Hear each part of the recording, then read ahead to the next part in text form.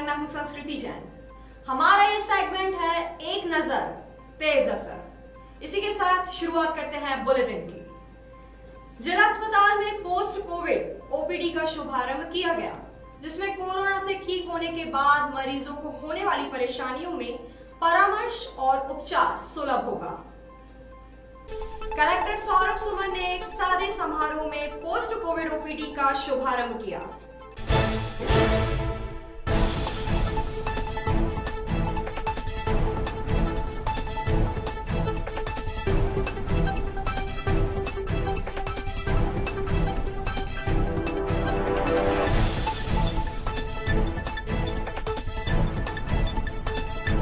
छिंदवाड़ा ज़िले में एक आध महीने पहले से कोविड के कई सारे केसेस आए थे। अप्रैल के माह में यहाँ पे पीक की स्थिति देखी गई थी।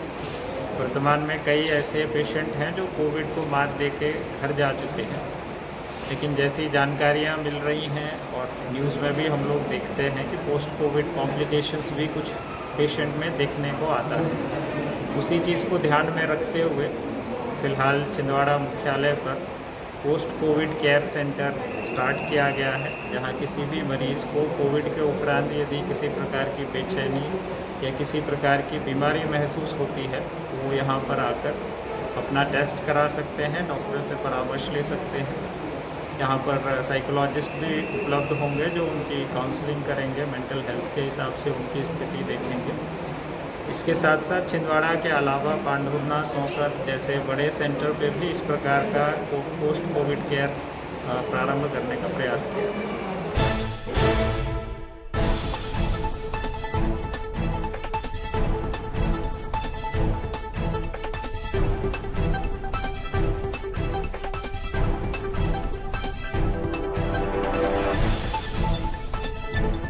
युवा कांग्रेस छिंदवाड़ा इकाई ने संजू ढाबा लोनिया करबल क्षेत्र में ब्लड डोनेशन शिविर का आयोजन किया।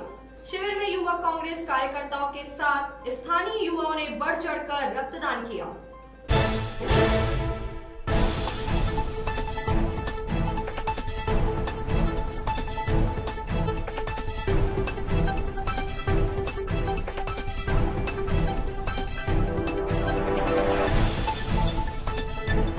आज जो आम गरीबों को ब्लड की आवश्यकता है, उसकी कमी को देखते हुए युवा कांग्रेस ने कार्यक्रम बनाया कि आज से लगातार सभी पूरे ज़िले में यह ब्लड डोनेशन का कार्यक्रम प्रारंभ करेंगे। मैं धन्यवाद देना चाहूँगा युवा कांग्रेस को कि आपने एक बहुत अच्छा कार्यक्रम जो आज लोगों के लिए ब्लड की समस्या बनी थी, कोविड के कारण लोग घर से निकल नहीं पा रहे थे ब्लड देने के लिए, अस्पतालों में इसकी बहुत ज़्यादा आवश्यकता है। पूरी टीम मेरे साथ यहाँ खड़ी है, हमारे बहुत सारे साथी ब्लड देते हुए आप लोग देख रहे हैं। मैं आप सबको कहना चाहूँगा, ज़िले की जनता से अपील करना चाहूँगा कि कांग्रेस आपके साथ है। बहुत सी ऐसी सामग्रियाँ माननीय कमलनाथ जी ने जनहित में जो दी हैं, जिसकी आज आवश्यकता जिले को थी, तो उसी कड़ी में एक आज हमारा ब्लड डोनेशन का कार्यक्रम जुड़ गया है। जिला युवा कांग्रेस ने एक बड़ी मुहिम छेड़ी है रक्तदान शिविर, जिसका आज प्रथम दिन है। लगभग अभी 80 से 90 फॉर्म भर चुके हैं और निरंतर आप देख रहे हो युवा कांग्रेस के कार्यकर्ता एक बढ़ चढ़कर इस रक्तदान शिविर में हिस्सा ले रहे हो। युवतियाँ भी यहाँ पर हमारे नकुलनाथ जी के निर्देश अनुसार युवतियाँ भी बढ़ चढ़कर यहाँ पर भाग ले रही है। वार्ड नंबर 45 के रहवासी बोदरी नदी में नालियों की गंदगी, कचरा और बदबू से खासे परेशान हैं। बोदरी नदी रेलवे पुल के नीचे और आसपास की सफाई करवाने के लिए क्षेत्रवासियों ने ज्ञापन देकर अपनी मांग रखी।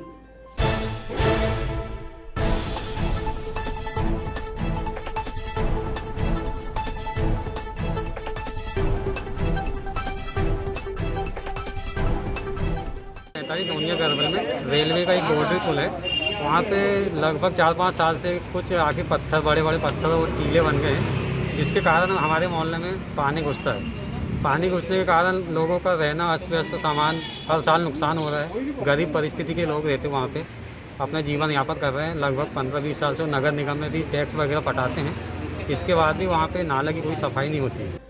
रहीमन पानी राखिए बिन पानी सब सून, पानी बिना न उबरे मोती मानुस चून। कहते हैं भविष्य में विश्व युद्ध हुआ तो पानी के लिए होगा।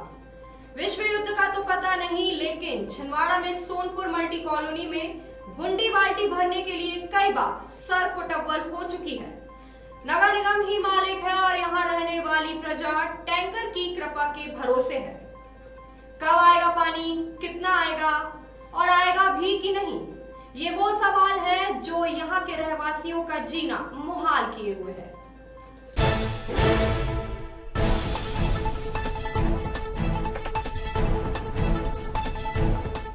तो सोनपुर मल्टी से हैं, जो मल्टी अभी बनाई हुई है प्रधानमंत्री आवास योजना की तरफ से। वहाँ पर पानी की बहुत ज़्यादा किल्लत है। पानी की समस्या इतनी ज़्यादा है कि 6-6 दिनों में नल आता है और कभी टैंकर बाई चांस आता है, नहीं आता है, फिर 3rd फ्लोर पे 60 सीढ़ियाँ चढ़ के पॉसिबल नहीं हो पाता है घर के लोगों का। और अभी क्या लॉकडाउन चल रहा है तो कोई बाहर नहीं निकल पाता है, तो पानी की किल्लत बहुत ज़्यादा है। और जो नल जो देता है सप्लायर, वो हमारा ठीक ठाक व्यवहार नहीं करता है लोगों से। तो बस यही समस्या है, पानी की समस्या सुलझाई जाए। अच्छा, मल्टी क्यों बनाई गई है, सब फैसिलिटी दें वहाँ पे। जब से अब रहना चालू हुआ है तब से समस्या स्टार्टिंग हो गई। शुरू में नहीं थी, लोग कम थे, तो अब लोग क्या बढ़ गए हैं ना, तो उस वजह से समस्या ज़्यादा हो गई है। मानव अधिकार मिशन के जिला अध्यक्ष मोहम्मद सगीर के मार्गदर्शन में जिला कार्यक्रम सचिव एजाज अली एवं साथियों ने नोनिया करवल में सैनिटाइजेशन किया। सैनिटाइजेशन के लिए पुरानी राजदूत को वाहन के रूप में इस्तेमाल किया जा रहा है। इस सैनिटाइजेशन मशीन को पावर भी बाइक के इंजन से मिल रहा है। जुगाड़ इंडिया में आवश्यकता आविष्कार की जननी कही जाती है और यह सैनिटाइजेशन मशीन और प्रयास दोनों सराहनीय है। लेकिन सवाल ये कि क्या कोरोना भी मानवाधिकारी मिशन वालों से डरता है? सवाल इसलिए कि 2 सहयोगी सैनिटाइजेशन करते दिखाई दे रहे हैं और दोनों ने मास्क नहीं लगा रखा है।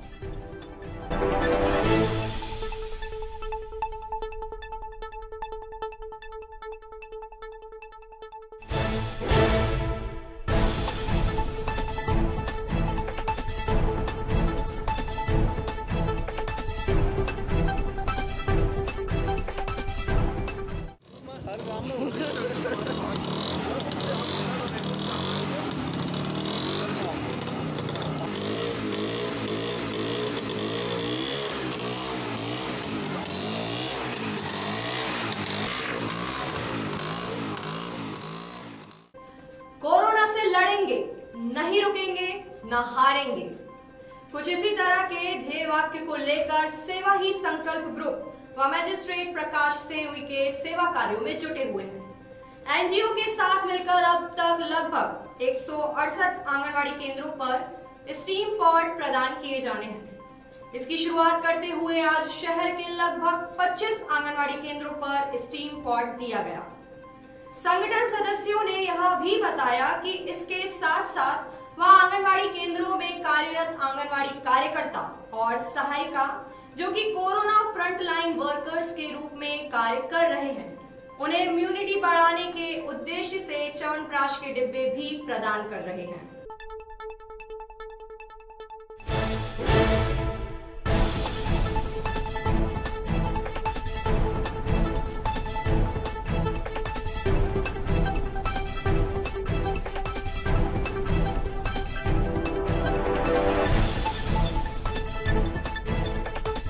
च्यवनप्राश आप लोग के लिए दोनों के ये सेवा ही संकल्प ग्रुप के द्वारा दे रहे हैं। ये च्यवनप्राश आप लोग के लिए, आपके जो सहायिका है उनके लिए, और ये भाप मशीन आपके आंगनबाड़ी के लिए। आज सेवा ही संकल्प ग्रुप के सदस्य श्री प्रकाश सेंहुई जी के द्वारा शहर के आंगनबाड़ी केंद्रों पर भाप मशीन व च्यवनप्राश का वितरण किया गया, जो कि स्वास्थ्य के लिए लाभदायक है। वर्तमान समय में जिस प्रकार आंगनवाड़ी कार्यकर्ताएं शहर के विभिन्न घरों में जाकर संपर्क कर रही हैं, लोगों के अनेक संपर्क में आ रही हैं, उनको ध्यान में रखते हुए यह भाप मशीन व च्यवनप्राश उन्हें दिया गया। यदि आप दोपहिया वाहन में 3 लोग बैठकर जा रहे हैं तो चालान कटेगा। अगर आप ऑटो में सब्जी भाजी ओवरलोड ले जा रहे हैं तो ऑटो जब्त भी होगा और चालान भी कटेगा। लेकिन कई जगह ऐसी है जहां ओवरलोडिंग हो रही है, लेकिन न चालान न जब्ती।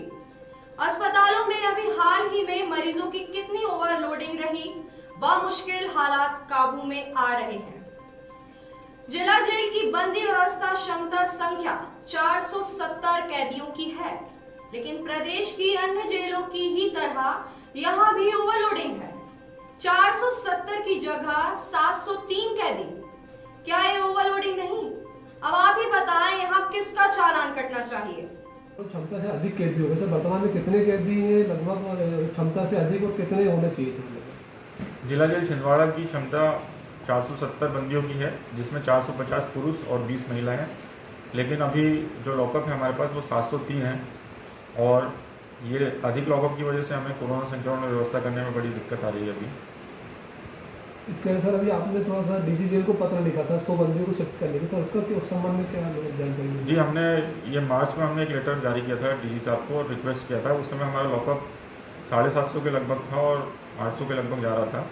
तो हमने रिक्वेस्ट किया था कि 100 बंदियों को हम ट्रांसफ़र अदर जेलों में कर दें जहाँ पर लॉकअप में रखा जा सकता है, किंतु उस पत्र का कोई जवाब हमको प्राप्त नहीं हुआ अभी तक। उच्च न्यायालय के आदेश में भी कुछ अंतरिम जमानत के लिए आपने प्रकरण पहुँचा रहे, कितने प्रकरण लगभग पहुँचा रहे हैं? जी, अभी 11/5 को माननीय उच्च न्यायालय के आदेश थे, उसके अंतर्गत जो नौलसा में अंडर ट्रायल्स की जो SOP होती है, दंडित बंदियों के लिए जो प्रावधान होते हैं, तो उसमें अलग अलग उन्होंने विवरण देते हुए लॉकअप जो है जेलों का वो कम से कम हो, इसके संदर्भ में उन्होंने निर्देश दिए थे। तो हमने जो अंडर ट्रायल्स हैं जिनकी सज़ा 7 वर्ष से कम है और केवल एक ही प्रकरण उन लोगों के ऊपर दर्ज है, ऐसे 90 लोगों के हमने आवेदन विधिक सेवा प्राधिकरण के माध्यम से संबंधित सभी न्यायालयों में भेजे। कोरोना संक्रमण काल में पिछले साल जिला जेल में बंद लगभग आधा सैकड़ा बंदी कोरोना संक्रमित हुए थे और संक्रमित उप जेल अधीक्षक को बचाया भी नहीं जा सका था।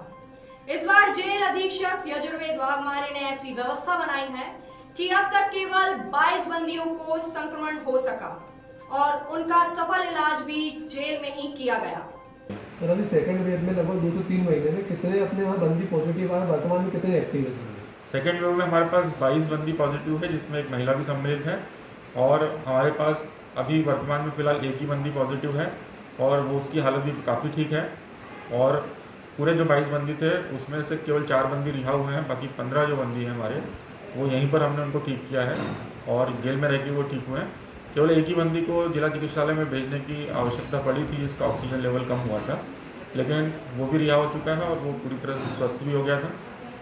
कोरोना संक्रमण को देखते हुए सर जेल विभाग द्वारा आप लोगों के द्वारा क्या प्रयास किया जा रहा है इम्यूनिटी बढ़ाने के लिए? क्या क्या किया जा रहा है? हम लोग इनको काढ़ा देते हैं और विटामिन C मल्टीविटामिन देते हैं इनको, और जिनकी टैबलेट देते हैं जो हमारा एलोपैथी में प्रिस्क्राइब डॉक्टर करते हैं, वो सारी हमने दवाई कंटिन्यूसली प्रत्येक बंदी को दी है। उसके साथ साथ होम्योपैथी की आर्सेनिक 30 हमने दवा दी है, लिक्विड काढ़ा हम लोग देते हैं, और गिलोय वगैरह का जो हमारा काढ़ा है वो रेगुलर बनता है और पूरी जेल में सभी बंदियों को वो डिस्ट्रीब्यूट करके देते हैं हम लोग। और योगा वगैरह करते हैं। हम चाहते हैं कि वो शारीरिक रूप के साथ साथ मानसिक रूप से भी बेहतर महसूस करें, ताकि कभी कोई संक्रमण की चपेट में आता है तो उसका अच्छे से मुकाबला कर सकें। जिला जेल अधीक्षक यजुर्वेद वाघमारे ने जिला जेल में कोरोना संक्रमण की स्थितियों से बचाव के लिए अनेक सराहनीय व्यवस्थाएं की हैं। उनमें से अहम है परिजनों के मिलने की व्यवस्था। लॉकडाउन में तो वैसे ही लोग बहुत कम आएंगे हमारे पास, और हमने बंदियों को भी बोला है कि स्वैच्छिक आधार पर अपने घर वालों को आप मुलाकात में ना बोलें। मतलब परिजन आ रहा है सर? मुलाकात की कोई रोक नहीं है। रोक नहीं है। हमने मास्क बनाना सबसे पहले मार्च 2020 से शुरू किया था, जब कोरोना का शुरुआती समय था, और अभी तक हमने लगभग बंदियों की सहायता से 50,000 मास्क बनाए हैं। और ये 50,000 मास्क हमने ऑन डिमांड अलग अलग जगह पे दिए हैं, जिसमें चिकित्सा विभाग है, पुलिस विभाग है, होमगार्ड्स है, DIG ऑफिस है, और प्राइवेट जो समाज सेवी संस्थाएं हैं, मेडिकल्स हैं, इन लोगों को हमने उनको दिया है। कुछ संस्थाओं की सहायता हमने निःशुल्क भी की है, जैसे पुलिस के हमारे साथियों की हमने मदद की है, और जो प्राइवेट संस्था उनसे हमने 2 रुपये प्रति मास्क भी दर लिया है हमने। और तो जो हमें पूरा मटेरियल वो लोग हमें देते हैं, तो हम 2 रुपये के एक बहुत ही नामात्र के शुल्क पे, ताकि बंदियों को प्रोत्साहित कर सकें और जेल में भी कुछ उत्पादन हम दिखा सकें, इसलिए 2 रुपये का नामात्र शुल्क लेते हैं। और अभी तक हमने 50,000 से अधिक मास्क बना दिए हैं। यदि कोई भी हमें देख रहा है और कोई भी प्राइवेट संस्था है, समाजसेवी संस्था है, या कोई शासकीय संस्था है, या कोई प्रतिष्ठान है, अगर वो हमें कपड़ा और धागा केवल उपलब्ध करा दे, तो हम उसे मास्क बना के उसे उपलब्ध करा देंगे। और एक दिन में लगभग अभी हमारे पास जो व्यवस्था है, हम 300 से 400 मास्क पर डे बना सकते हैं। मास्क बनाने के लिए इस काम में हमारे 10 जो सिलाई में प्रशिक्षित बंदी हैं, 10 बंदी हमारे लगे हुए हैं और हमारे 6 महिला बंदी भी है जो इस काम को करती है। और लगभग हमने 200 की कैपेसिटी से मास्क बनाए थे पर डे, और हम इस क्षमता को 200 से 400 तक भी बढ़ा सकते हैं। अभी भी सर डिमांड बढ़ी हुई है या फिर थोड़ी कम हो? अभी मास्क की डिमांड काफ़ी कम हुई है, क्योंकि शुरुआत में उतना प्रोडक्शन नहीं था। अब बहुत प्राइवेट कंपनियों के बहुत सारे मास्क मार्केट में अवेलेबल हैं, और बहुत से डिज़ाइनर मास्क हैं या N95 मास्क हैं, अलग अलग टाइप के मास्क अवेलेबल हैं मार्केट में। हम लोग सिर्फ कपड़े का बताते हैं, जो इसको वॉश करके आप रीयूज़ कर सकते हैं। अगर ज़रूरत पड़ने पे उसको हम थोड़ा सा मॉडर्नाइज भी कर देते हैं, लेकिन हमारा जो मास्क रहता है वो रीयूज रहता है और बहुत ही अच्छा मजबूत। जुन्नारदेव से आए पत्रकारों के प्रतिनिधि मंडल ने प्रशासन को ज्ञापन सौंपकर जुन्नारदेव क्षेत्र में पत्रकारों पर हुए हमलों और अभद्र व्यवहार की शिकायत की है। पत्रकारों ने घटनाओं पर रोष व्यक्त करते हुए दोषियों पर सख्त कार्रवाई की मांग की है।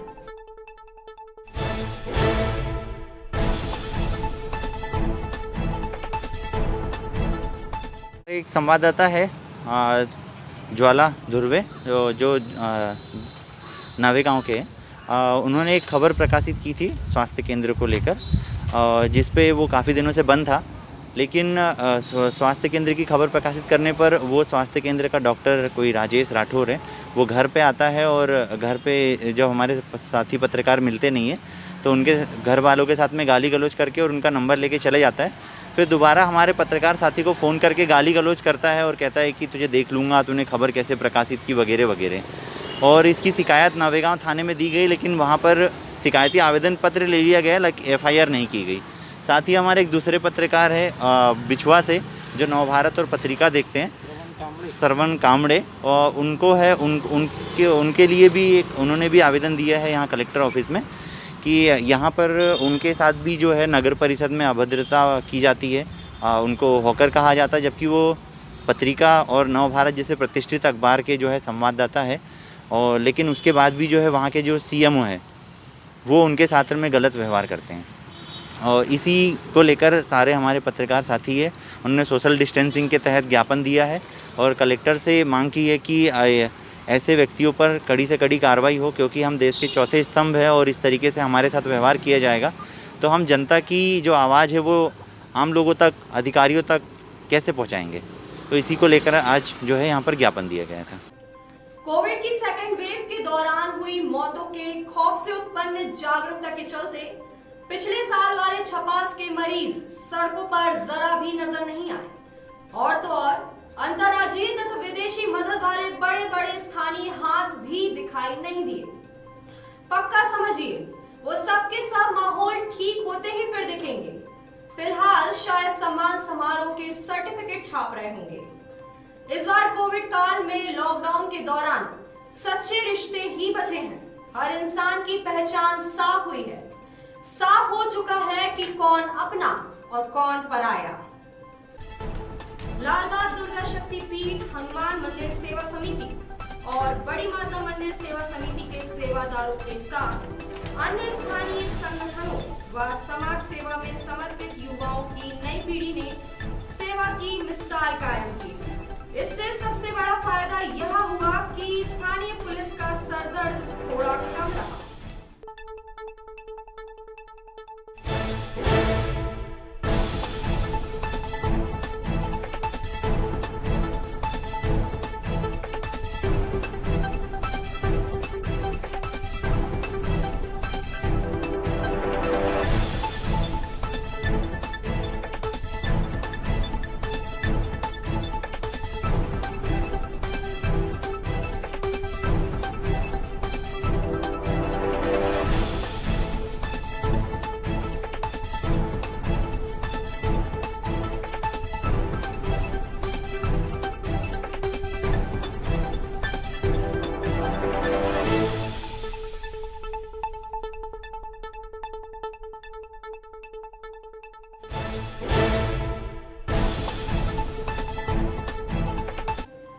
सामाजिक कार्यकर्ता भगवान दीन साहू के नेतृत्व में आज कई धार्मिक एवं सामाजिक संगठनों ने महामहिम राष्ट्रपति, प्रधानमंत्री एवं मुख्य न्यायाधीश सुप्रीम कोर्ट के नाम जिला कलेक्टर को ज्ञापन सौंपकर गंभीर बीमारी से पीड़ित संत श्री आशाराम बापू के लिए न्याय की मांग की है। ज्ञापन का हमारा विषय है कि परम पूज्य संत श्री आसाराम जी बापू, जो कि आज 85 वर्ष से अधिक के हो गए हैं और कोरोना से ग्रसित है, साथ ही गंभीर बीमारियों से भी ग्रसित है। उनका इलाज वैसे एम्स में चल रहा है, परंतु हम लोगों का जो मानना है कि उनको जो न्याय मिलना चाहिए न्यायपालिका की ओर से, वो मिल नहीं पा रहा है। तो माननीय प्रधानमंत्री महोदय, माननीय राष्ट्रपति महोदय और उच्चतम न्यायालय के जो हमारे न्यायाधीश महोदय हैं, उनसे निवेदन है कि जो संविधान में अधिकार है एक व्यक्ति के, वो अधिकार का हनन हो रहा है। चूँकि उनकी जो उम्र को देखते हुए उनको अभी पैरोल या बेल मिलनी चाहिए थी, अभी तक नहीं दी गई है। जबकि दूसरी तरफ हम देखें तो ऐसे कई गलते राष्ट्र विरोधी लोग हैं जिन्होंने आतंकवाद किया है या दूसरे कारनामे किए, उनको तो बड़े आसानी से बेल मिल जाती है या अग्रिम जमानत भी मिल जाती है। पर बापूजी जैसे संत को जो कि गलत तरीके से उनको फंसाया गया, उसमें उनको बेल तक नहीं मिल रही और इतनी गंभीर अवस्था में वो है, तो उनके इलाज का प्रॉपर व्यवस्था हो, ऐसी हमारी मांग है। उच्चतम न्यायालय से निवेदन है कि आपकी जिम्मेदारी है कि हमारी जो आस्था संविधान के प्रति है, कानून के प्रति है, वो बनी रहे, जिससे आपका दायित्व पूरा हो सके। बाबा साहब अम्बेडकर जो संविधान के निर्माता है, उनकी प्रतिमा के समक्ष अपना विरोध प्रदर्शन किया और धरना दिया और उनसे निवेदन किया हमने कि है बाबा साहब, आपने कैसा संविधान का निर्माण किया कि इस देश की न्यायपालिका सिस्टम को चलाने वाले लोग रात को आतंकवादी के लिए न्यायपालिका खोलती है, जो भ्रष्टाचार के आरोप है, जिनको गंभीर उनको जमानत देती है। ज्ञापन सौंप करके डॉक्टर भीमराव अंबेडकर की प्रतिमा के समक्ष विरोध प्रदर्शन करते हुए हमने धरना दिया। हमारी मांग है कि परम पूज्य संत श्री आसाराम जी बापू, जो अनेक बीमारियों से ग्रसित है, उनका जेल प्रशासन के द्वारा इलाज हो रहा है सरकारी अस्पताल में। शासन प्रशासन से हमारी प्रार्थना है कि हमारे बापूजी का अच्छे से अच्छे इलाज हो, उनके साथ न्याय हो और विश्व के जो करोड़ों करोड़ साधक है, जो बापूजी के अनुयायी हैं, जो अति दुखी हैं, परेशान हैं, चिंतित है बापूजी के स्वास्थ्य के लिए, उन सबको न्याय मिले और हमारे बापूजी को न्याय मिले, ऐसी हमारी शासन से प्रार्थना है। बड़ी माता मंदिर ट्रस्ट छोटी बाजार के सदस्यों ने सैनिटाइजेशन और भोजन प्रसाद वितरण के साथ वक्त की नजाकत को भांपते हुए शहर में वृक्षों की देखभाल की मुहिम शुरू की है। इस काम का शुभारंभ प्रांगण में सन 2000 में लगाए गए पीपल के पवित्र वृक्ष के नीचे साफ सफाई और खाद पानी देकर किया गया था।